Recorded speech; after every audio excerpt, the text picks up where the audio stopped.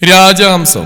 രചന വസീം അക്രം. അവതരണം ഷാഹുൽ മലയിൽ. എഡിറ്റിംഗ് ഷെരീജ് പൂനൂർ. പാലക്കാടൻ കാറ്റിന്റെ കുളിർമയും പേറി നിൽക്കുന്ന സുന്ദരമായ ഒരു ഗ്രാമമാണ് മയിലാടുംപാറ. പുലർച്ചെ 5:30 മണിയാകുമ്പോൾ തന്നെ ലോനപ്പൻ ചേട്ടന്റെ ചായക്കടയിലെ റേഡിയോയിൽ നിന്ന് ജയേന്ദ്രന്റെ പഴയ പാട്ട് ഒഴുകിയെത്തും. ആ പാട്ടിനൊപ്പം തന്നെ കവലയിലേക്ക് കേൾക്കാവുന്ന മറ്റൊരു സ്ഥിരം ശബ്ദമുണ്ട്. ഒരു പഴയ ടൂറിസ്റ്റ് ബസ്സിന്റെ എഞ്ചിൻ സ്റ്റാർട്ടാക്കാൻ നോക്കുന്ന കദീന പൊട്ടുന്ന പോലത്തെ ശബ്ദം. നീലയും വെള്ളയും പെയിന്റ് അടിച്ച് ബോഡിയിൽ അവിടെ എവിടെയായി ചെറിയ തുരുമ്പുപാടുകൾ വീണ ആ വണ്ടിയുടെ മുന്നിൽ വലിയ അക്ഷരത്തിൽ എഴുതി വെച്ചിട്ടുണ്ട് രാജഹംസം. പക്ഷേ വണ്ടിയുടെ ഇപ്പോഴത്തെ ലക്ഷണങ്ങൾ കണ്ടാൽ ഒരു ഗിരിരാജൻ കോഴിയുടെ വില പോലും ആരും തരില്ല. എടാ വാമു, നീ ആ റേഡിയേറ്ററിലേക്ക് ഇച്ചിരി വെള്ളം കൂടി ഒഴിക്കുക. ഇതിന്റെ എഞ്ചിൻ ചൂടായിട്ട് എനിക്കിവിടെ അടിയിൽ കിടക്കാൻ വയ്യ. ബസ്സിന്റെ അടിയിൽ കരിവരണ്ട ജീൻസ് ഇട്ടുകൊണ്ട് കിടക്കുകയാണ് ഹരികൃഷ്ണൻ. കയ്യിലെ തുരുമ്പിച്ച 12-ന്റെ സ്പാനർ കൊണ്ട് എഞ്ചിന്റെ അടിയിൽ തട്ടിക്കൊണ്ടാകും വിളിച്ചു പറഞ്ഞു. മുഷിഞ്ഞ ഷർട്ടിന്റെ കൈ മടക്കി വെച്ച് നെറ്റിയിലെ വിയർപ്പ് തുറക്കുമ്പോഴും ഹരിയുടെ കണ്ണുകളിൽ ഈ വണ്ടി എങ്ങനെയും ഓടിക്കണമെന്ന വാശിയുണ്ടായിരുന്നു. ബസ്സിന്റെ മുകളിലെ റൂഫ് കാരിയറിലിരുന്ന് തലയിലൊരു ചുവന്ന തോർത്തും മുണ്ടും കെട്ടി പ്ലാസ്റ്റിക് കുപ്പിയുമായി ഇരിക്കുകയായിരുന്നു ദാമു. അവൻ പതുക്കെ തല താഴേക്ക് നീട്ടി ഇളിച്ചു. അല്ലറിയട്ടാ, ഞാൻ വെള്ളം ഒഴിക്കാം. പക്ഷെ നമ്മൾ മുകളിൽ നിന്ന് ഒഴിക്കുന്ന വെള്ളം മുഴുവനേ അടിയിലേതോ ഓട്ടോ വഴിതാ നിങ്ങളുടെ നെഞ്ചത്തോട്ടാ വീഴുന്നത്. വണ്ടി തണുക്കുന്നില്ലെങ്കിൽ അരിയേട്ടൻ നല്ലോണം തണുക്കുന്നുണ്ട്. എന്താടാ? ഹരി പെട്ടെന്ന് ബസ്സിന്റെ അടിയിൽ നിന്ന് പുറത്തേക്ക് നിരങ്ങിയിറങ്ങി. അവന്റെ നീല ഷർട്ടായ ചെളിവെള്ളമായിരുന്നു. മുഖത്ത് ഗ്രീസിന്റെ കറുത്ത വരകൾ. ഹരി ദേഷ്യത്തോടെ സ്പാനർ ഓങ്ങിയതും ദാമു പേടിച്ച് ബസ്സിന്റെ ഗോണി വഴി ഒരൊറ്റ ചാട്ടത്തിന് താഴെ എത്തി. അല്ലരിയേട്ടാ, നമ്മൾ പതറരുത്.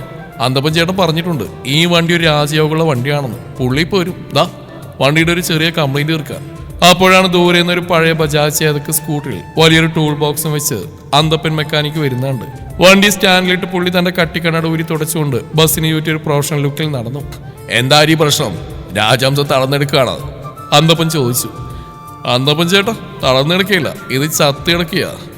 നാളെ രാവിലെ മയിലാടുംപാറ വിവേകാനന്ദ കോളേജ് പിള്ളേരുടെ ഊട്ടി ട്രിപ്പ് ബുക്ക് ചെയ്തിട്ടുള്ള. ഇതോടിയില്ലെങ്കിൽ പരീക്ഷക്കാർ അബൂക്കന്റെ കയ്യും കാലം തല്ലിയൊടിക്കും. അച്ഛന്റെ പെൻഷൻ പണം മുഴുവൻ ഇതിലാ കിടക്കുന്നത്. അന്തപ്പൻ ബസ്സിന്റെ ഉള്ളിലേക്ക് നോക്കി എഞ്ചിൽ 2 തട്ട് കെട്ടി. ദാമു, നീ പോയി ആ വലിയ വഴി എടുത്തേ, നമുക്കിങ്ങനെ ഗിയർ ബോക്സ് നടക്കണം. ഗിയർ ബോക്സോ? ചേട്ടാ, കഴിഞ്ഞ ആഴ്ചയിലത് മാറ്റിയത്. ദാമു ചോദിച്ചു. അത് ഞാൻ റിവേഴ്സ് ഗിയർ ഇടാൻ നോക്കിയപ്പോൾ ഫോർവേഡ് ആയി പോയതാ. സാരല്ല, നമുക്ക് ശരിയാക്കാം. അന്തപ്പൻ വളരെ നിസ്സാരമായി പറഞ്ഞു. അടുത്ത 2 മണിക്കൂർ അന്തപ്പനും ദാമു ചേർന്ന് നടത്തിയ ശാസ്ത്രീയ പരീക്ഷണം കാരണം ബസ്സിന്റെ ബാക്കിയുണ്ടായിരുന്ന സ്റ്റാർട്ടിങ് കൂടി പോയി കിട്ടി. പെട്ടെന്നാണ് അങ്ങോട്ടേക്ക് സൈക്കിളും ചവിട്ടി പലിശക്കാരൻ അബൂക്ക വന്നു. കളിമുണ്ടും തലയിലൊരു തട്ടമിട്ട അബൂക്ക സൈക്കിൾ ബസ്സിന്റെ ബോഡിയിൽ ചാരി വെച്ചു. അരിഷ്ടാ, ഇജ് പറഞ്ഞ അവധി കഴിഞ്ഞുട്ടാ. നിന്റെ പണം തന്നില്ലെങ്കിലേ ഈ രാജഹംസത്തിന്റെ 4 ടയർ നമ്മൾ ഊരിക്കൊണ്ടുപോയേ, അബൂക്ക കടുപ്പത്തിൽ പറഞ്ഞു. ദാമു പെട്ടെന്ന് അബൂക്കയുടെ അരിയിലേക്ക് നീങ്ങി. അബൂക്ക, ടയർ ഊരിയ വണ്ടി കട്ടപ്പുറത്താവും. വണ്ടി കട്ടപ്പുറത്തായ ട്രിപ്പ് ഉണങ്ങും. ട്രിപ്പ് ഉണങ്ങിയാൽ പൈസ കിട്ടില്ലെങ്കിൽ അബൂക്കാക്ക് പലിശ കിട്ടില്ല. അതുകൊണ്ട് അബൂക്ക ആലോചിച്ചിട്ടൊരു തീരുമാനം എടുക്കണം. ദാമുവിന്റെ ലോജിക് കേട്ട് അബൂക്ക തലയിൽ കൈവച്ചു പോയി. എടാ ദാമു, അന്റെ അനാവശ്യ ബുദ്ധി ഉണ്ടല്ലോ, അതുകൊണ്ടായി വണ്ടി ഇങ്ങനെ കിടക്കുന്നത്. ഹരി, നാളെ വൈകുന്നേരത്തിനുള്ളിൽ പൈസ നമ്മളെ കൈ കിട്ടണം, കേട്ടല്ലോ? അബൂക്ക ഭീഷണിപ്പെടുത്തി സൈക്കിളും എടുത്ത് സ്ഥലം വിട്ടു. സന്ധ്യ മയങ്ങിയപ്പോൾ ഹരി പതുക്കെ വീട്ടിലേക്ക് നടന്നു. മയിലാടുംപാറ പുഴയുടെ വക്കത്തുള്ള ഒരു ചെറിയ ഓടിട്ട വീടാണ് അവൻ്റേത്. മുറ്റത്തൊരു തുളസിത്തറയും ആടുമാടുകളുമൊക്കെയുള്ള ഒരു ശാന്തമായ അന്തരീക്ഷം. ഉമ്മറത്തെ ചാരുപടിയിൽ നിന്ന് റിട്ടയർഡ് അധ്യാപകനായ ശങ്കരൻ മാസ്റ്റർ പത്രം വായിക്കുകയാണ്. കണ്ണടക്ക് മുകളിലൂടെ മകനെ കണ്ടതും അദ്ദേഹം പത്രം പതുക്കെ മടിയിലേക്ക് വെച്ചു. ആ മുഖത്ത് ദേഷ്യത്തെക്കാൾ വലിയൊരു സങ്കടം ഉണ്ടായിരുന്നു. ഹരി, നാളെ വണ്ടി ഓടുവോ? മാസ്റ്റർ പതുക്കെ ചോദിച്ചു. ആ ശബ്ദത്തിലൊരു പിതാവിന്റെ ആകുലതകൾ മുഴുവൻ ഉണ്ടായിരുന്നു. അത് അന്തപ്പൻ ചേട്ടൻ നോക്കുന്നുണ്ട് അച്ഛാ. നാളത്തെ ട്രിപ്പ് ഇടുന്ന കടക്ക് പതുക്കെ വീട്ടാം, ഹരി താഴ്ത്തി പറഞ്ഞു. അത് കേട്ടുകൊണ്ട് മാസ്റ്റർ ദീർഘശ്വാസം വിട്ടു. അദ്ദേഹത്തിന്റെ കണ്ണുകൾ ചെറുതായി നനഞ്ഞു. എന്റെ 30 വർഷത്തെ അധ്യാപന ജീവിതത്തിന്റെ സമ്പാദ്യമായ പെൻഷൻ പണം മുഴുവൻ എടുത്തു തന്നത് നീ ഒരു വണ്ടിക്കാരനാൻ വേണ്ടിയായിരുന്നില്ല സിദ്ധാർത്ഥ. നീ ഒരു ജോലിയില്ലാതെ നടന്നപ്പോൾ നാട്ടുകാർ പരീക്ഷിക്കാതിരിക്കാനാ ഞാനത് തന്ന്. ഇപ്പൊ കടം തന്നവർ ഈ ഉമ്മറത്ത് വന്ന് ബഹളം വയ്ക്കുമ്പോൾ എനിക്ക് ഈ നാട്ടുകാരുടെ മുമ്പിൽ തലവരുത്തി നടക്കാൻ പറ്റുന്നില്ല. ഈ പ്രായത്തിൽ എനിക്ക് അപമാനം താങ്ങാൻ വയ്യ. അകത്ത് നിന്ന് അമ്മ ശ്രീദേവി ചായയുമായി വന്നു. നിങ്ങൾ അവനിങ്ങനെ എപ്പോഴും വിഷമിപ്പിക്കല്ലേ, അവൻ കഷ്ടപ്പെടുന്നുണ്ടല്ലോ. നമ്മുടെ അരി കടക്ക് വീട്ടിൽ വണ്ടി ഉഷാറാക്കും. അമ്മ ഹരിയുടെ തോളിൽ പതുക്കെ തട്ടി. അച്ഛൻ്റെ ആ നനഞ്ഞ കണ്ണുകളും വാക്കുകളും ഹരിയുടെ നെഞ്ചിൽ ഒരു കല്ല് പോലെ വന്ന് പതിച്ചു. രാത്രി 12 മണി. നാട് മുഴുവൻ ഉറക്കത്തിലാണ്. കവലയിലെ വർക്ക്ഷോപ്പിന് മുമ്പിൽ ഹരിയും ദാമുവും ബസ്സിന്റെ ലൈറ്റുകൾ ചെക്ക് ചെയ്യുകയായിരുന്നു. ഭാഗ്യത്തിന് അന്തപ്പം പോയതിനു ശേഷം ഹരി സ്വന്തമായി വയറിംഗ് നോക്കിയപ്പോഴാണ് വണ്ടി സ്റ്റാർട്ടായത്. എഞ്ചിന്റെ ആ മനോഹരമായ ശബ്ദം കേട്ടപ്പോൾ ഹരിയുടെ മുഖത്ത് വലിയൊരു പുഞ്ചിരി വിരിഞ്ഞു. ആവൂ, ദൈവം സഹായിച്ചു. വണ്ടി റെഡിയായി. ദാമു, നീ പോയ സീറ്റുകൾക്കും തുടക്ക്. നാളെ രാവിലെ 5 മണിക്ക് വണ്ടി എടുക്കേണ്ടതാ, ഹരി ആശ്വാസത്തോടെ പറഞ്ഞു. ദാമു ബസ്സിനുള്ളിൽ കയറി മങ്ങിയ ലൈറ്റുകൾ ഓൺ ചെയ്തു. അവൻ ഓരോ സീറ്റായി തുടച്ച് പുറകിലേക്ക് നടന്നു. പെട്ടെന്ന് ബസ്സിന്റെ ഏറ്റവും പുറകിലെ കർട്ടൻ മറവിൽ നിന്നൊരു ചെറിയ ശബ്ദം കേട്ടു. ആരോ ശ്വാസമടക്കി പിടിച്ച് കരയുന്ന പോലെ. അമ്മജിയെ പ്രേതം! ദാമു ഒരൊറ്റ ചാർത്തിന് ഹരിയുടെ പുറത്തേക്ക് കയറി. ഹരിയുടെ വണ്ടിയിൽ വെളുത്ത തുണി എടുത്തൊരു പ്രേതം. മിണ്ടാരികള ദാമു, ഈ രാത്രി ഏതാ പ്രേതം? ഹരി ദാമുവിനെ തള്ളി മാറ്റി ഒരു വലിയ ടോർച്ചും എടുത്ത് ബസ്സിന്റെ ഉള്ളിലേക്ക് നടന്നു. ബസ്സിന്റെ ഏറ്റവും പുറകിൽ 5 പേർക്ക് ഇരിക്കാവുന്ന സീറ്റിന്റെ അടിയിൽ ഇരുട്ടിൽ ഒരാൾ ചുരുണ്ടുകൂടി ഇരിക്കുന്നുണ്ടായിരുന്നു. ഹരി പതുക്കെ ടോർച്ച് അടിച്ചു. അവിടെ ഒരു പെൺകുട്ടി ഇരിക്കുകയായിരുന്നു. ആളുടെ വില കൂടിയ വസ്ത്രങ്ങൾ അല്പം കീറിയിരുന്നു. കൈകളിൽ മുള്ളുപോറിലേറ്റ പാടുകളുണ്ട്. പേടിച്ച് ഉറച്ച കണ്ണുകളോടെ ആൾ ഹരിയെ നോക്കി. അതായിരുന്നു മാളവിക. ആരാ നീ ഈ പാതിരാത്രിയിൽ എന്റെ ബസ്സിൽ? ഹരി അത്ഭുതത്തോടെ ചോദിച്ചു. മാളവിക ഒന്നും പറഞ്ഞില്ല. ആൾ പെട്ടെന്ന് എഴുന്നേറ്റ് ഹരിയുടെ കൈകളിൽ മുറുകെ പിടിച്ചു. ദേവി എന്നെ കാണിച്ചു കൊടുക്കല്ലേ, അവരെന്നെ കൊല്ലും, അവർ പുറത്തുണ്ട്. ആളുടെ ശരീരം പേടികൊണ്ട് വിറക്കുന്നുണ്ടായിരുന്നു. പെട്ടെന്ന് ബസ്സിന് പുറത്ത് മയിലാടുംപാറക്കാവലയെ നടക്കിക്കൊണ്ട് 3 വലിയ ബ്ലാക്ക് ഫോർച്യൂണർ കാറുകൾ വന്ന് ബ്രേക്ക് ഇട്ടി നിന്നു. അതിൽ നിന്ന് കയ്യിൽ വലിയ വടികളുമായി കുറെ ഗുണ്ടകൾ ഇറങ്ങി. അവരെ നയിച്ചുകൊണ്ട് കറുത്ത കോട്ട് ധരിച്ച ക്രൂരമായ കണ്ണുകളുള്ള വിനോദ് ഭാസ്കർ മുന്നോട്ട് വന്നു. അവളധികം ദൂരെങ്ങും പോയിട്ടില്ല, ഈ കാവലിൽ തന്നെയാണ് അവൾ ഒളിച്ചിരിക്കുന്നത്. വിനോദ് തന്റെ ഗുണ്ടകൾക്ക് ആജ്ഞകൾ നൽകി.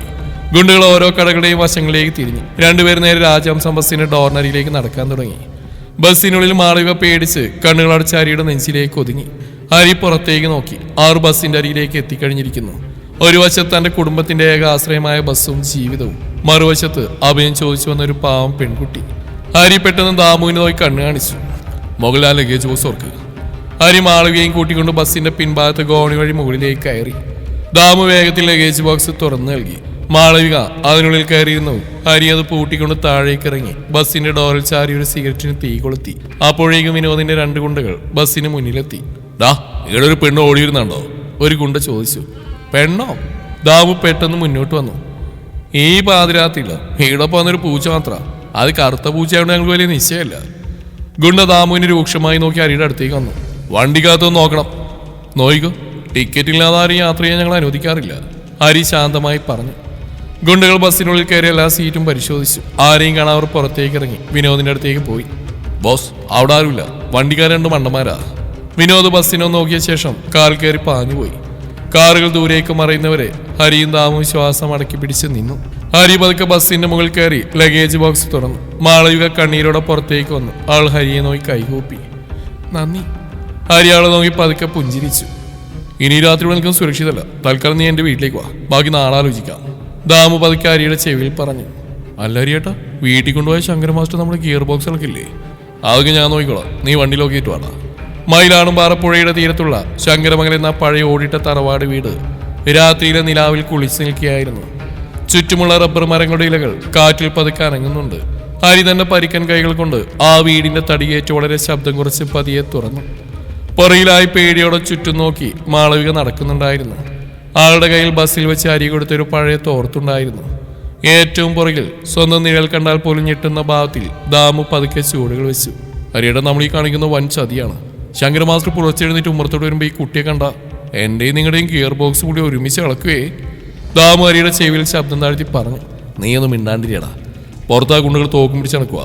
ഈ രാത്രി ഇവിടെ എവിടെ വിടാനാ? നീ പതുക്കെ അവസ്ഥ വാതിലോർക്കാൻ നോക്ക്. ഹരി ദാമുവിനെ മുന്നോട്ട് തള്ളി. ബാക്ക് ഡോർ വഴി പതുക്കെ അടുക്കള വശത്ത് വാതിൽ ചെന്ന് ദാമു 2 തട്ട് തട്ടി.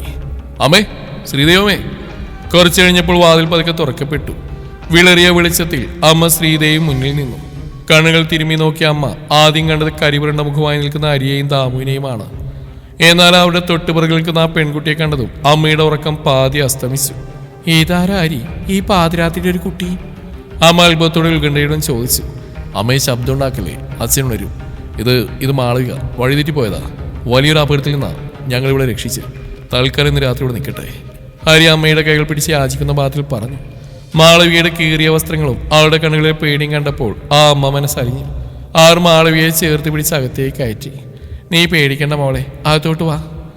പെട്ടെന്നാണ് ഹരിയുടെ അനിയത്തി ഹരിത കണ്ണും തിരുമ്പി അങ്ങോട്ട് വന്ന്. സാരി എടുത്ത ഒരു അപരിചിത പെൺകുട്ടിയെ കണ്ടതും അവൾ ഇടുപ്പിൽ കൈവച്ച് ഒറ്റ ചാട്ടം.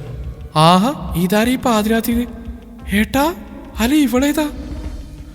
നീ ഒളിച്ചോടി വന്നാണോ? ഏട്ടാ, ഞാനിപ്പോ പോയി അച്ഛനെ വിളിക്കാം. ഹരിത ദേഷ്യത്തോടെ ഉമ്മറത്തേക്ക് ഓടാനാഞ്ഞു. എടി ഹരിതേ, എന്റെ പൊന്നു പെങ്ങളെ, കെട്ടഴിച്ച് വിട്ട പടക്കം പോലെ ഇങ്ങനെ പൊട്ടല്ലേ, ഒന്ന് പതുക്കെ പറ. ഹരിയുടെ വായ പൊത്തിപ്പിടിച്ചു. ഇത് മാളവിക ഗുണ്ടകൾ ഓടിച്ചിട്ട് വന്ന സത്യം. തൽക്കാലം നാളെ രാവിലെ വരെ ഒന്നും മിണ്ടരുത്. ഞാൻ ഊട്ടിയിൽ നിന്ന് ഡ്രസ്സ് വാങ്ങിത്തരാം പ്ലീസ്. തുടരും ഈ കഥയുടെ അവസാന ഭാഗം നാളെ ഇതേ സമയം.